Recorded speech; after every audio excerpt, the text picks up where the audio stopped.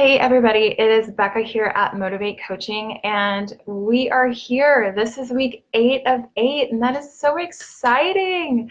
So today I'm here to tell you that sometimes you've just got to let your rebellious inner child run wild and do some naughty things that would just maybe make your ancestors turn in their graves a little bit. So why am I talking about being naughty? We put so much pressure on ourselves to behave well, to do the right thing, to eat right, to look good, and all that pressure can become crazy making. And eventually we've just got to let off that steam. But usually that takes place in the form of maybe self-sabotaging our health and all this hard work that we've put in, when what we really want to do is be bad in some other way. And I call this rebellious inner child syndrome. So what's important about the rebellious inner child syndrome? It's a way of rebelling against our outside authority. It's a way of being bad just for the sake of it. And most people don't like being told what to do, so we have our own mechanisms in place to help us rebel. And some of those mechanisms may be outdated, dysfunctional, or even self-destructive, so we want to stay away from those. And as health-conscious adults, we can revise our strategy for being bad while still getting the pleasure experience of being naughty. Hopefully that makes sense. So here are 10 healthy ways that you can be naughty. So you can cut the do not remove tag from your mattress. You can give your kid a mohawk without telling your spouse. You could have sex outside, draw a mustache on a poster, maybe wear a short skirt with no panties. Go through the express lane at the grocery store or Walmart with more than the 10 or 20 items allowed. Invent a character and dress up like him or her and talk to strangers in character. Try watching something that says dry clean only, but be careful with that one.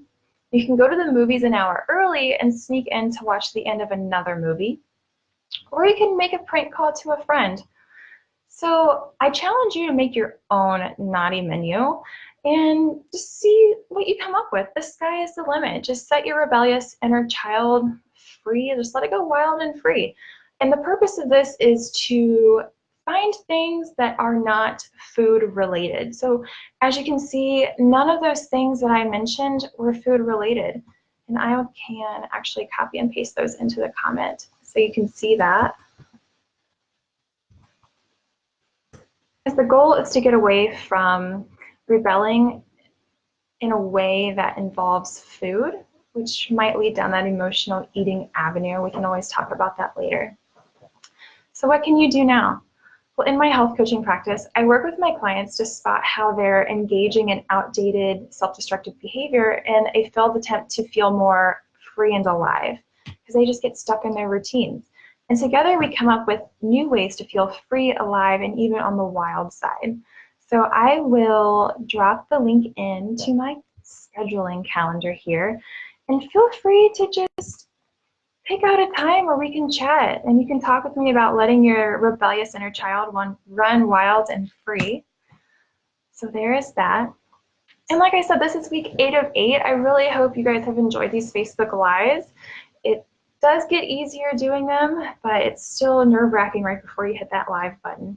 And there will be more down the road, so be sure you like the Modavate Coaching page so that you know when that's happening. I just want to do a quick little recap of the last several weeks. So you've learned why how you eat can be more important and impactful than what you eat. And you also learn tools that will help you resolve maybe digestive issues or lose weight naturally and gain energy, increase nutrient absorption, feel lightness, and so many more things.